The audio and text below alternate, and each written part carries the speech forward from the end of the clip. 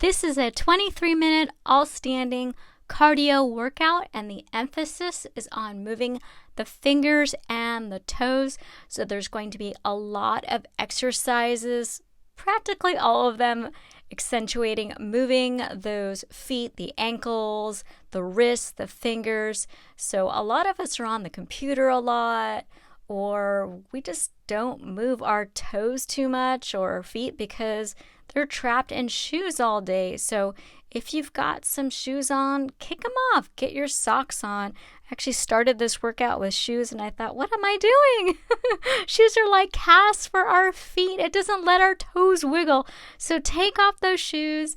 You can put some socks on if your feet and toes are cold because maybe it's cold or maybe you have poor circulation. You can actually put some thin gloves on your fingers if your fingers get cold. But we're going to work the entire body, literally from our fingertips down to our toes.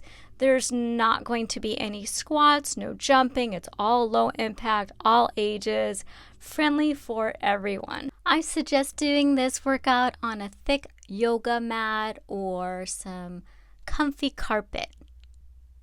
You'll also want to have some water ready to drink and a chair just in case you need it because there is a little bit of balance in this workout. If we haven't met already, welcome to my channel. My name is Nina.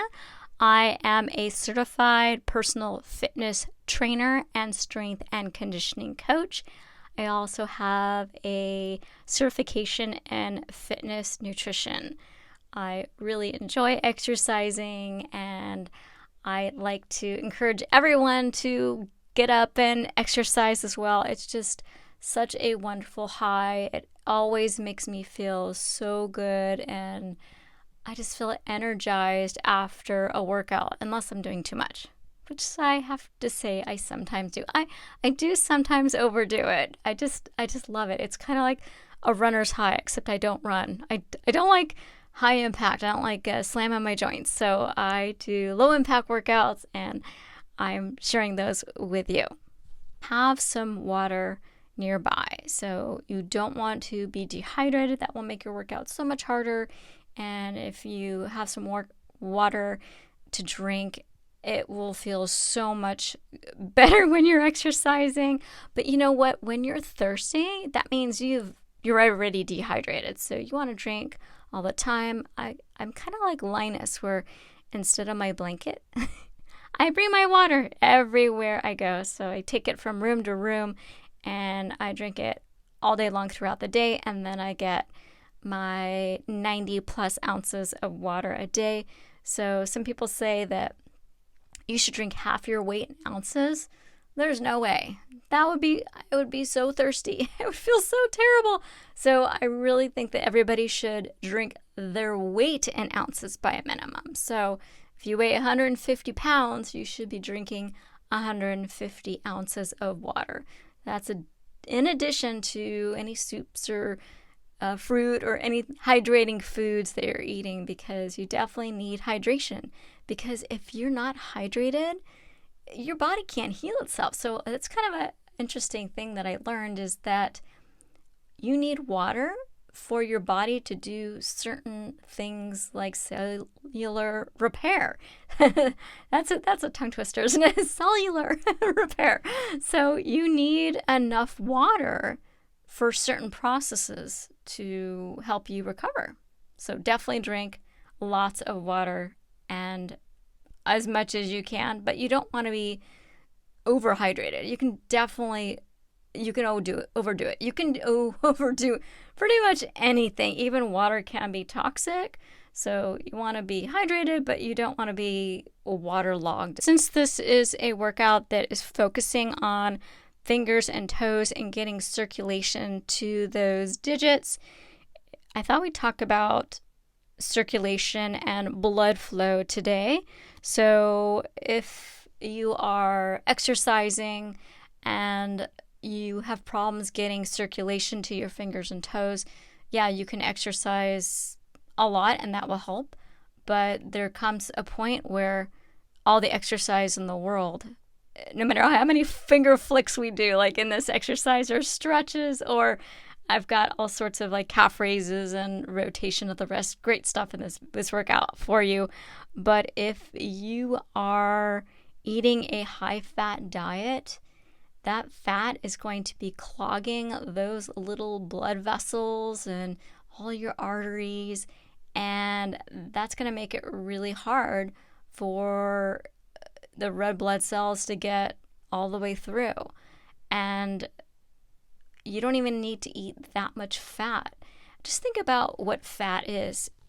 If you are pouring fat, like oil down, like let's say you made a greasy dinner and you were pouring oil down your sink and getting rid of the extra oil, you know what that does to your pipes. It will clog it. And that's exactly what happens inside our blood vessels. So we can clog it by eating oils. I mean, hopefully we're not drinking them, but cooking in oil is so unnecessary, and we should not be eating any oil at all. It's pure fat. It's a lot of calories, and it's high in omega-6, which is really will not allow us to heal properly. So we definitely want our omega-3 ratio to be higher than omega-6, and the inflammatory foods are high in omega-6s, most of them I should say, not all of them. There are nuts that are higher than omega-6 than omega-3s, but the inflammatory foods are typically high in fat. So you've got the oils, you've got your fried foods, you've got your salmon. And I thought, oh, that's healthy. It's super high in fat. It's not healthy at all. And the waters in our oceans are really polluted.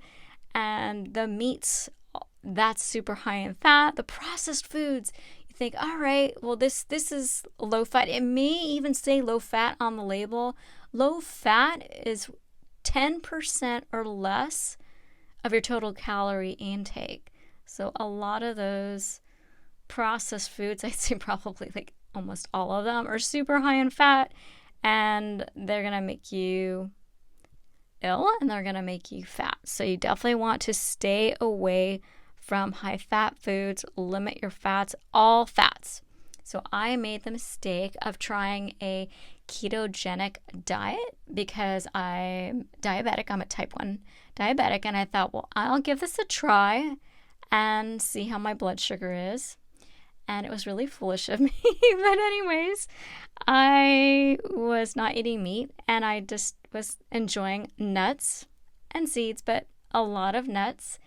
And my blood sugar got better, and then it got worse, and then it got worse, and then it got even more worse. Is that a word?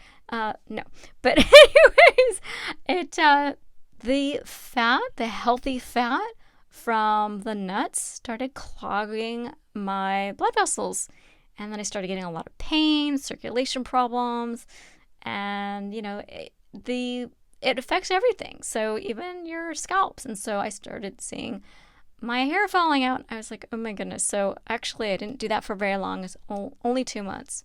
So a lot of people get wrong information from their doctors because the doctors are not taught nutrition in schools. Sometimes no classes at all. You probably have more knowledge about nutrition than your doctor because they are only there to prescribe medication for you and make money off you by scheduling you for surgeries, and just they do limited stuff. They don't reverse disease. They don't typically do anything but prescribe medication, and it's something like a quick fix. So they just want, they'll give you heart medicine, but they won't tell you what to eat typically to reverse heart disease. And you can reverse almost every condition out there, but they don't tell you that, which is really frustrating. So that's why I started my channel and started reading tons and tons of information about nutrition, because I want to learn as much as I can to help my own body, my own health, but to share it with others because it's so important and the information is just not out there. So the foods that are high in fat are also low in fiber. And you definitely want fiber from nutritious carbohydrates from fruit, vegetables, and beans.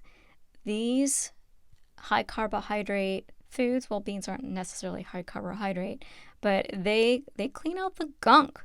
They clean out the fat and the cholesterol, and they promote healing. And I love carbs. I don't know about you, but I love carbohydrates.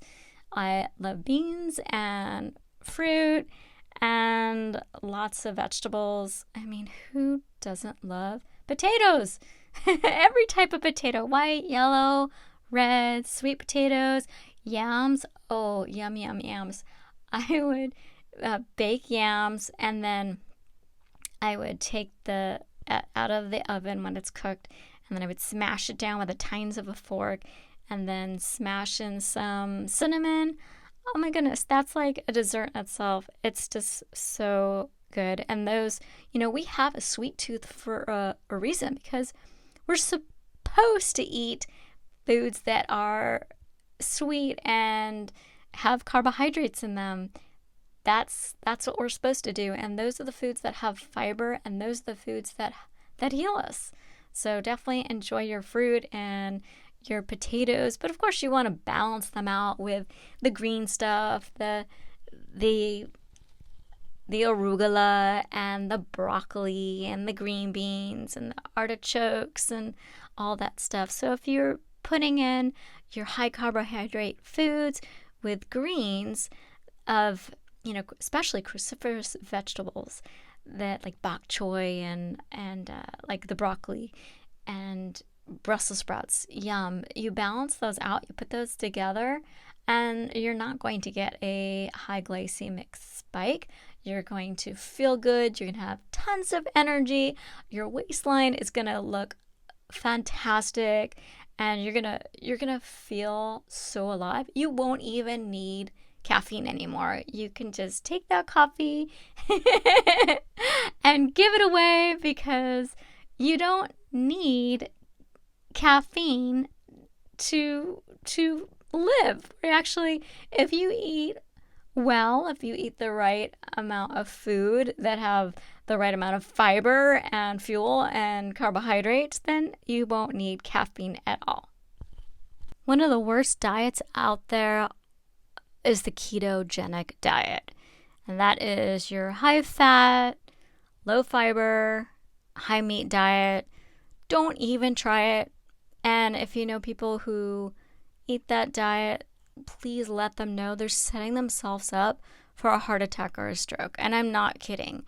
I would know of clients and people who were diabetic, and their doctor said, well, go ahead and try low carbohydrate, high fat ketogenic diet, and it will lower blood sugars initially, but that high fat will make blood sugars worse over time, will clog everything up, the arteries, the blood vessels, and every time it's so upsetting. These people end up either with a heart attack or stroke, usually within a year of starting that diet. So there aren't any long-term studies on ketogenic diets. There's other different types of those. About the Atkins diet, we've heard about that. It's gone. Well, he ended up being obese and dying of a heart attack. So there's plenty of evidence that high-fat diets are very toxic to the body. We were actually meant to eat a lot of plants. I mean, everyone knows plants are healthy. Eat your salad, eat your vegetables. Your mom told us that. Mom was right. We really need to eat those foods. And sometimes our bodies just tell us to eat the wrong things because we've been tricked, because they put chemicals in our foods. They literally make them in a lab so that we can't stop eating just one potato chip. They'll add extra salt so that we want to eat more and more. They'll add the sugar so that we love sweet, so we keep eating more. So like I said, we were meant to eat sweets. So that's because we were meant to eat fruit. We weren't meant to eat candy. So if we want to improve our circulation, we definitely want to exercise every day as much as you can. I mean, ideally, it would be something like 30 minutes after each meal, and you really should only be eating 3 meals a day. And if you're really hungry, either you're not eating enough carbohydrates with fiber.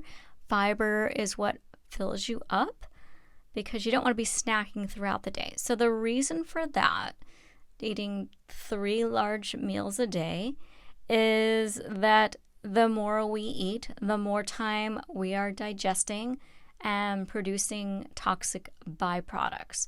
So even if you're eating super healthy food, your body still creates byproducts, just like, if a company is making a product, they actually create toxic byproducts.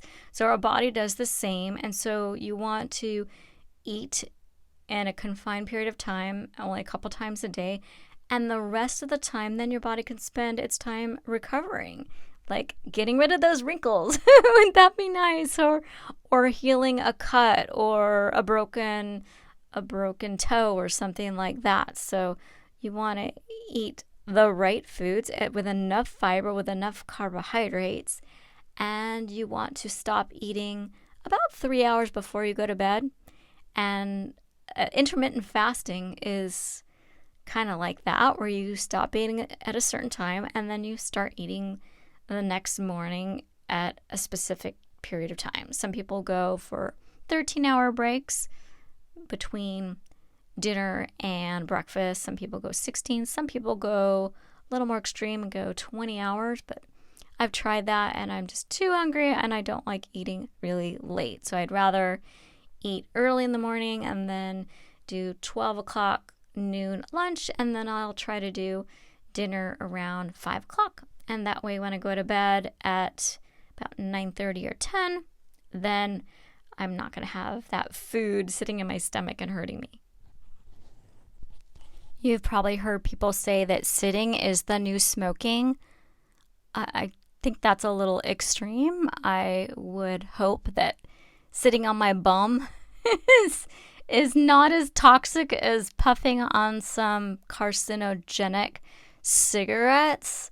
But definitely the more I sit, the more I'm compressing my spine, and then my back starts hurting.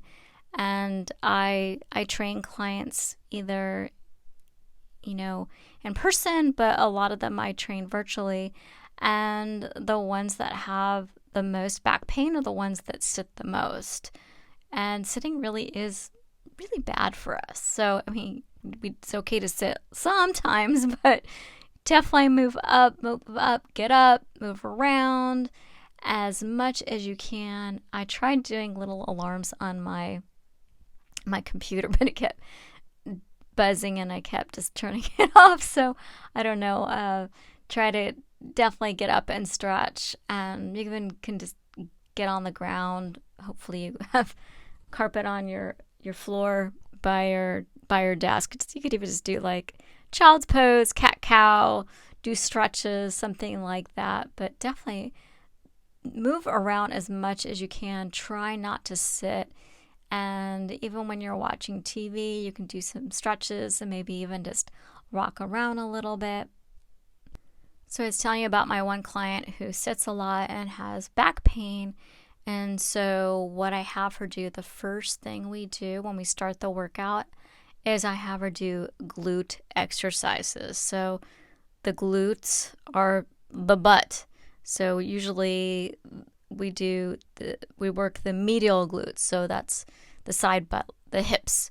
So I have her put on a band, one of those booty bands, resistant bands, and I have her do like hip raises, circles, all sorts of different hip exercises, monster walks, side leg lifts, and then we do other glute exercises like bridges and different types of bridges, or we could do hip thrusts like that.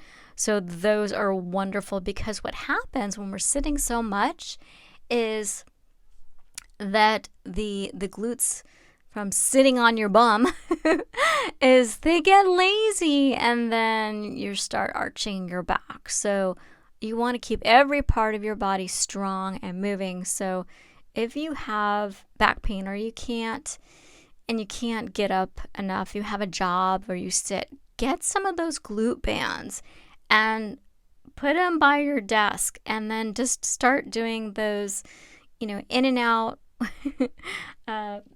workouts where you can move your knees in and out.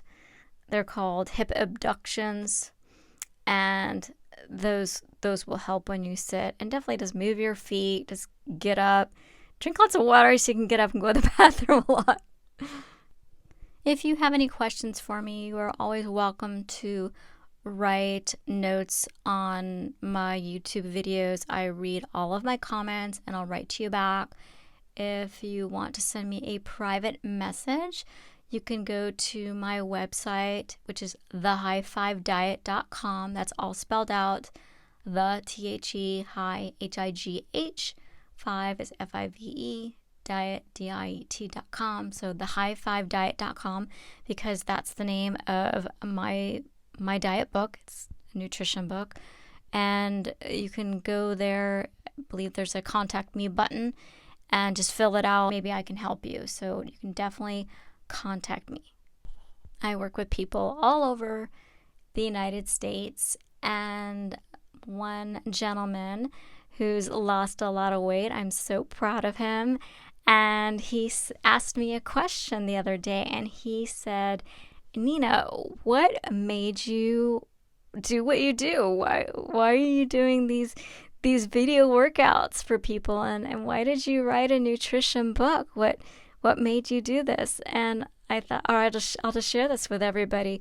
So about 13 years ago, I was diagnosed with type 1.5 diabetes, and that pushed me to make changes. I stopped eating the fried foods, and I started lowering my junk intake, and I started exercising, and I hired a coach, and I saw vast improvements in my health, and my stomach was feeling better, and it just prompted me to take a different look at what I was doing and what I was eating, and realizing I'm not invincible. I'm not 18 anymore. Even when I was 18, I was not invincible. And actually, the damage we do, it starts when we're young. So it's important to eat well and exercise and do all the things that we were told that we're supposed to do at a young age and continue on. And we really need to make health a priority. We need to make ourselves number one, because no one is going to look after us except for ourselves.